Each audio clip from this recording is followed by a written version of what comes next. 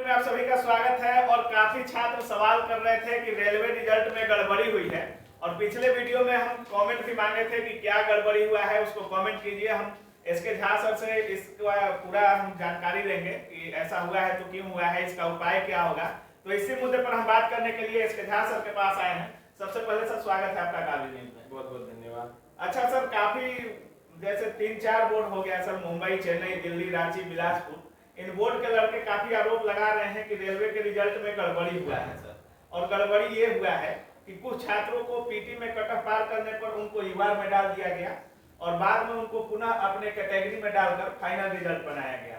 कहाँ तक सही है सर? देखिए, ये जो है कहीं ना कहीं गड़बड़ी तो हुई है। गड़बड़ी क्या हुई है, जैसे मुंबई बोर्ड वगैरह का देखिए, कुछ बोर्ड का ऐसा है कि रिजल्ट दिया, फिर विड्रॉ कर लिया, फिर नया रिजल्ट जारी हुआ। तो वहां से बच्चों के मन में शक और संशय की बातें आने लगी।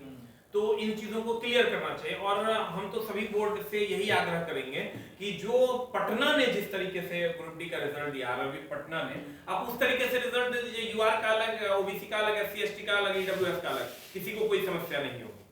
लेकिन अगर आप अलग अलग कैटेगरी का रिजल्ट नहीं देके एक में आप रिजल्ट दे दीजिएगा, तो पता नहीं चल रहा है बच्चे को कि ओबीसी में कितने बच्चों को लिया गया, यूआर में कितने बच्चों को लिया गया।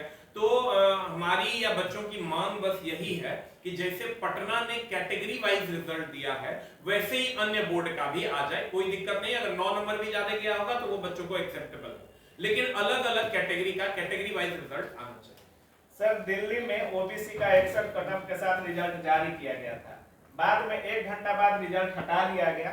उसके बाद ओबीसी का कट ऑफ ही 67.25 के साथ 2 घंटा बाद जारी कर दिया गया। सर, कैसे देख सकते हैं, क्योंकि हर बोर्ड में, मुंबई में भी रिजल्ट देकर 2 घंटा बाद हटा लिया गया था, हर बोर्ड रिजल्ट दे देकर हटा ले रही है, तो कुछ ना कुछ तो गड़बड़ी हुई है सर।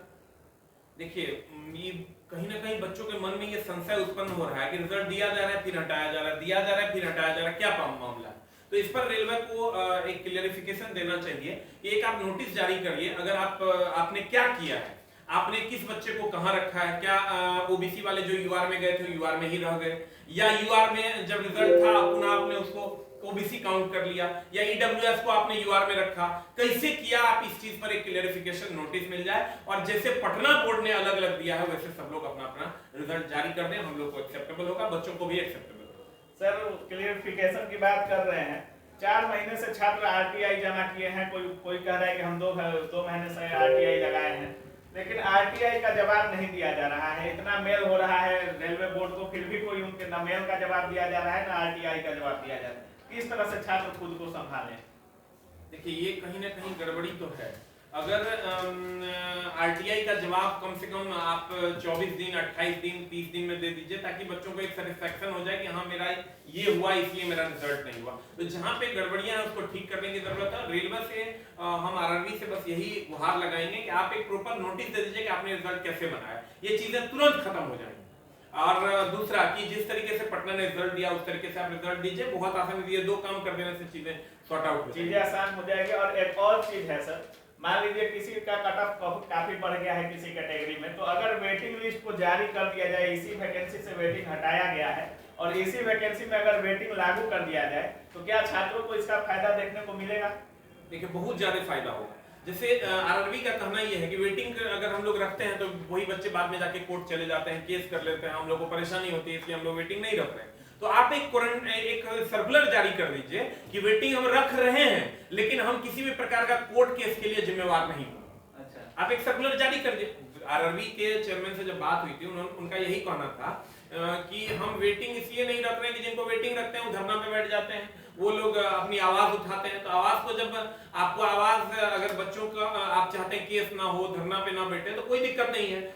आप कुछ मत कीजिए, आप एक नोटिस निकाल दीजिए कि हम इतना % वेटिंग रख रहे हैं, लेकिन उसके जॉब की जिम्मेवारी हमारी नहीं होगी, और ना ही हम कोर्ट केस के लिए एग्री करते हैं। आपका सीट अगर खाली रहेगा, जैसे अभी भी देखिए आजकल में पैनल आया है मुंबई बोर्ड का टेक्नीशियन 2018 का, बिल्कुल। तो जब आपको जरूरत पड़ेगी तो कम से कम एक तो बात रहेगी ना कि जब जरूरत होगी तो बच्चों को उससे लिया जाएगा, तो आप वही कर दीजिए, वो भी हमारे लिए मान्य है, वहीं कोई दिक्कत नहीं। लेकिन वेटिंग होना चाहिए। वेटिंग आपको जो परेशानी हो रहा है उसके लिए आप एक सर्कुलर जारी कर दीजिए, और हमारी जो परेशानी है उसके लिए हमारे लिए भी एक सर्कुलर आप जारी कर दीजिए, ताकि बच्चों की भी बात रह जाए और आपकी भी बात रह जाए। एक गड़बड़ी और देखने को मिल रही है सर। पिछले वैकेंसी में क्या होता था कि डीवी के लिए और मेडिकल के लिए एक सीट पर 3 से 4 स्टूडेंट को बुलाया जाता था, लेकिन इस बार एक सीट पर एक ही स्टूडेंट को बुलाया जा रहा है। मतलब रेलवे कंफर्म हो चुका है कि सभी को जितनों को बुलाना है उतनों को लेना है, जिस बाकी को शुरू में ही छांट देना है।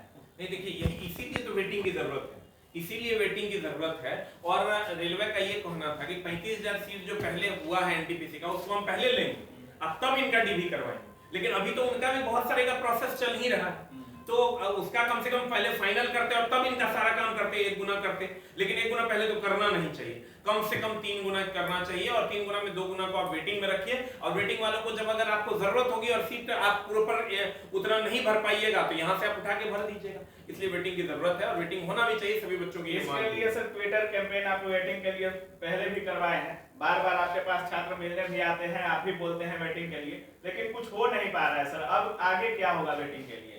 देखिए, ये तो बच्चे कमेंट्स करें, ये बच्चों का ही अभियान है। हम लोग तो बस सारथी हैं, सारथी और विद्यार्थी हैं हम लोग। आप कमेंट्स कीजिए, युद्ध आप ही को लड़ना है, अर्जुन भी आप है, युधिष्ठिर भी आप है, तो हम सिर्फ आपको गाइड कर सकते हैं क्या सही और क्या गलत है। आप कमेंट्स कीजिए, जहां पर दिक्कत होगी हमसे जो बन पड़ेगा, हमेशा छात्रों के लिए खड़े थे, खड़े हैं और खड़े रहेंगे। तो जैसा कि आप लोग देख रहे थे, आपके सारे सवालों को हम एसके झा सर से जानने की कोशिश किए। एक और सवाल काफी कमेंट में कर रहे हैं छात्र सर, जिनका रिजल्ट नहीं हुआ है ग्रुप डी में, कि अगला वैकेंसी कब तक आने की संभावना है। और ये एक बड़ा सवाल है, क्योंकि रेलवे इस पर कोई अपडेट देने का नाम भी नहीं ले रहा है सर। देखिए, अगली वैकेंसी बार जो है रेल मंत्री ये कहते हैं कि हम लोग 1,35,000 वैकेंसी दे दिए, 1,35,000 वैकेंसी दे दिए। आज की वैकेंसी थोड़े है, ये 2019 18-19 बिल्कुल। अब ये 5 साल में कोई बच्चा +2 और ग्रेजुएट नहीं हुआ है क्या? तो इन बच्चों को भी मौका मिलना चाहिए। और 2023 में आपको बड़ी वैकेंसी देखने को मिलेगी, क्योंकि 2024 में चुनाव है, तो 2023 में आपको एक बड़ी वैकेंसी देखने को जरूर मिलेगी। आप एकदम आशान्वित हो सकते हैं और अपनी पढ़ाई को पॉजिटिव माइंडसेट के साथ कर सकते हैं। तो जिस तरह से सर बोल रहे हैं, आप ही को हर कुछ करना है, तो आप क्या सोच रहे हैं? ट्विटर कैंपेन कब करना चाहिए, कैसे करना चाहिए, कमेंट सेक्शन में जरूर दीजिएगा। और चैनल को सब्सक्राइब जरूर कीजिएगा, क्योंकि कुछ ही लोग हैं जो आपकी आवाज को उठा रहे हैं। अगर आप हमारा सहयोग नहीं कर पाएंगे तो हम भी आपका सहयोग कम ही कर पाएंगे। इसलिए चैनल को सब्सक्राइब जरूर कीजिएगा। बाकी सर के बारे में, रेलवे के बारे में, वेटिंग के बारे में आप जो कुछ भी सोच रहे हैं कमेंट सेक्शन में जरूर दीजिएगा। आप देख रहे थे काबिल न्यूज़। जय हिंद, थैंक यू। तो आप इलाहाबाद बोले हैं सब्सक्राइब के लिए, लेकिन ठीक वे में बोले हैं ना। हमको लगता है कि इसी का वाला वीडियो जो है अपलोड मेरा पब्लिक कर दी क्या? पब्लिक कर दिया। तो आप बिल्कुल देख, सर के साथ मैं वीडियो बनाया और सर खुलेआम बोल रहे हैं कि वे इसका गड़बड़ी सुधरेगा। तो आप बिल्कुल चिंता ना करें और धैर्य बना कर रखें और साथ सर का साथ दें। जय हिंद, जय भारत, भारत माता की जय, वंदे मातरम।